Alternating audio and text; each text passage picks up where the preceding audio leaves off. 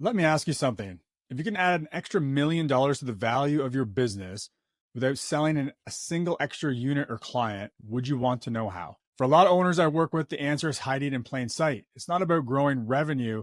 It's not about finding the perfect buyer, the perfect client. It's about fixing the silent drain on your business's value that you might not even realize is there. So today we're going to talk about what that drain is, how to spot it, how closing it could mean walking away from your business with twice as much money in your pocket. But first, I have just some listener updates. Two things. So first of all, now that we've worked through some of our bonus content from our sister podcast, Your Retirement Planning Simplified, we're actually going to be moving Business and Exit Planning Simplified to a bi-weekly schedule. So you're going to see new episodes from us every other week. We're going to try this out for the next 6 months, see how it works for us, see how it works for you. I welcome your feedback. Any feedback you have at any time, I'd love to hear it. info@retirementplanningsimplified.ca. You can send that to us. And second, up until now, we've been posting these episodes on both the Business and Exit Planning Simplified feed, but also on the Your Retirement Planning Simplified feed. Now, going forward, we're going to actually stop putting these episodes out on the Your Retirement Planning Simplified feed. We wanted to do that to get started, just to make sure that everybody knew about the new show. So if you're a business owner who's been listening on the Your Retirement Planning Simplified feed, now would be the time to search Business and Exit Planning Simplified on your favorite podcast provider, find the show, subscribe, and follow along. And going forward, as I mentioned, this is going to be bi-weekly. Every Tuesday, new episodes are going to be coming out. All right. So with all of that said, I mentioned the silent drain on your business or business value. So that silent drain I mentioned has a name. It is the profit gap. So if you've been following along for the last month or so, you know I've already covered the wealth gap, which is the difference between what you have now outside of your home and your business and what you're going to need to retire. I've also covered the value gap, which is the difference between the value of your business today and the potential value of your business if it was performing like a best-in-class business in your industry. So the profit gap is the third gap and the final gap we're going to talk about. And it's just as important as the first two. And in many cases, it's actually the easiest gap to close. So what is it? The profit gap is the difference between your business's current profitability and what a best-in-class business in your industry earns in profits. So for example, let's say you had a service business with $2 million in annual revenue, and you're running it at approximately a 10% profit margin. So in other words, $2 million in revenue, you have $200,000 in profits. So let's just say the top performing businesses in your industry are operating at a 20% profit margin, or $400,000 on the same $2 million of revenue. That $200,000 difference in profits, that's your profit gap. Now, I think in the last episode, I mentioned that revenue isn't the best way or the fastest way necessarily, or even the only way to increase the value of your business. And we talked about the 8 different drivers of value in your business. So same idea here. It's not revenue we're talking about. Now, increasing revenue can give you higher profits, but when we're talking about the profit gap, we're talking about that profit margin gap. Okay. So revenue really is a vanity metric, if nothing else. And what drives the value of your business is going to be some kind of multiple on the profits in your business. So why is this profit gap so important? I just mentioned multiples. Profits are driving your valuation multiples, right? So at the end of the day, a buyer wants to buy your cash flow, not your revenue. Okay.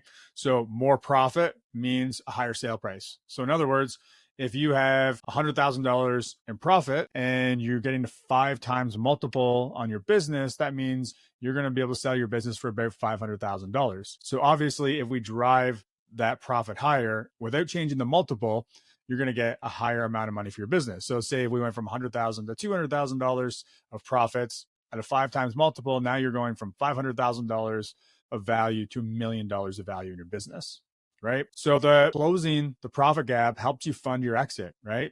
So at the end of the day, we talked about the wealth gap before, and essentially what you're trying to do with your exit is close that wealth gap, right?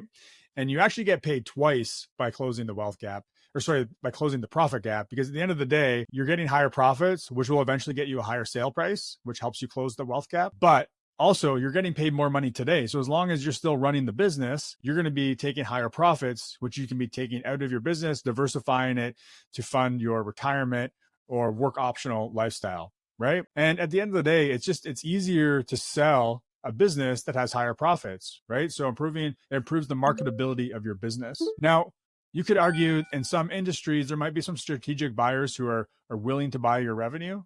But at the end of the day, they're still going to pay more money if you're highly profitable, because if you're running efficiently, there's free cash flow there for them. But you probably also put in place maybe recurring revenue or processes, systems that are allowing your business to run more efficiently and have that higher profit margin, right? So higher profits definitely going to add value to your business. So before you can really measure the profit gap accurately, you need to normalize your financials. So this is especially important as you're looking into the future, thinking about an exit. So if you're within 5 years, like even a potential 5-year exit plan, you really need to be normalizing your financial statements, because if an opportunity arises and you don't have good financials and you have personal expenses and other things mixed into those financials, it's going to be hard to justify what your actual profits are. And a buyer's not going to love that. So normalizing your financials means removing your personal expenses from the books. So buyers want to see your true operating profitability. They don't want to see your personal cell phone your personal cell phone bill, or your family car lease, or your travel expenses. All of that is going to reduce the value of your company if it's showing up in your expenses. You also want to pay yourself a market rate salary, or at least know what a market rate salary is. So if you had to replace yourself tomorrow, how much would you have to pay someone to do your job, right? So that's the number the buyers are going to use when assessing what your profits are. And so you just want to be clear on what that is, so you have an idea of what your profits are, again, if you were to remove yourself from the business and hire someone else to do your job. And then you also want to be aware of what are those one-time expenses or even one-time windfalls, so that the numbers are reflecting sustainable earnings levels, right? So if you have one big time expense because you had to do some improvements to your building, or maybe you had a one-off project that generated a significant amount of income, but that's not going to be there going forward. The buyer's going to want to know that, right? And they're going to want to know what the sustainable earnings are. So these are the types of things you need to think about when you're normalizing your earnings. So the goal here is to present clean, credible financial picture that reflects the business's true earning power. All right. So I kind of gave an example on this earlier, but we'll work through the math again based on the original numbers I mentioned. So if you have $2 million of revenue, a 10% profit margin means $200,000 a year in profit. At a 5 times multiple, your business in this scenario would be worth $1 million. Now, if you close your profit gap and reach the 20% margin we used as our hypothetical best-in-class business in your industry, now that's a $400,000 profit. So at that same multiple of 5, your valuation jumps from $1 million to $2 million. So this is a significant lever for you to pull when you're trying to exit the business and get the most value you can. The other thing is that if you've increased your profit margin from 10%, 20%, you've probably implemented some of those other drivers of value I talked about in the episode on value gap, right? Some of those levers you can pull to really increase the value of your company. And so not only in that scenario, if you've done that, have you increased your profits, but you've probably also increased the multiple that someone's willing to pay for your business if you put good systems in place, if there's less owner dependence, if you have more recurring revenue, right? So all of these things are going to add value from a multiple standpoint. So diving a little deeper in how to close this profit gap, this is where the value builder score actually becomes really, really useful. So we benchmark your business against industry norms to identify where you're underperforming and exactly what changes are going to have the biggest impact.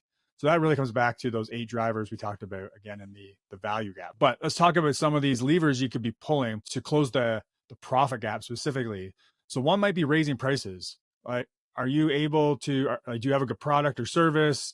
Are you adding additional value for your customers? Could you be charging more and still maintain your customers? So that's a way to increase your revenue, obviously, right away. But if you're still providing those same great services and you're already doing the work, this is going to go right to the bottom line. How can you streamline your operations to be more efficient, right? So scaling. So how can you take on more business without having to increase your expenses, right? How do you improve client retentions? You're not having to resell your services over and over again, right? So looking at ways to put in place recurring revenue models, which is going to be a big driver of that multiple when you go to sell as well. How can you go about trimming low margin services or even clients? Like, are there clients you do a lot of work for that don't really pay you a lot of money? Probably not a good use of your resources. You should be going after the clients that you can serve best, right? And sometimes this means trimming some services, not being all things to all people, but really understanding what you do well and being the best in that area will not only allow you to charge more, but it's going to allow you to provide a better